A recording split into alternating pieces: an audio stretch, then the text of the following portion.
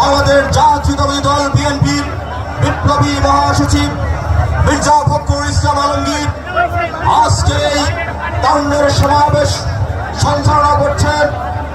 বাংলাদেশ জাতীয়তাবাদী ছাত্রদল কেন্দ্রীয় সংসদের বিপ্লবী সাধারণ সম্পাদক সহযোদ্ধা বন্ধু সাইদ মাহমুদ জুয়েল, সবাইকে আমার ব্যক্তিগত পক্ষ থেকে এবং বাংলাদেশ জাতীয়তাবাদী ছাত্রদল কেন্দ্রীয় সংসদের পক্ষ থেকে বিপ্লবী শুভেচ্ছা এবং অভিনন্দন।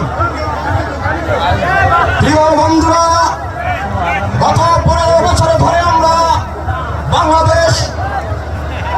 বাংলাদেশের সাধারণ শিক্ষার্থীদের অধিকার আদায়ের রক্ষণ লক্ষ্যে দেশনেত্রী বেগম খালেদা জিয়ার মুক্তির জন্য দেশনেত্রী বেগম খালেদা দেশের জনাব তারেক রহমানকে দেশে ফিরিয়ে আনার জন্য এদেশের নিত্য প্রয়োজনীয় দ্রব্যমূল্য চাল ডাল তেলের মূল্য মানুষের ক্রয় ক্ষমতায় নিয়ে আসার জন্য, মানুষের বাক স্বাধীনতা প্রতিষ্ঠার জন্য, মানুষের লুণ্ঠিত গণতন্ত্র পুনরুদ্ধার তথা বাংলাদেশের মুক্তির জন্য আমরা আন্দোলন করে আসছি। প্রিয় বন্ধুরা, আমরা কি দেখতে পাচ্ছি?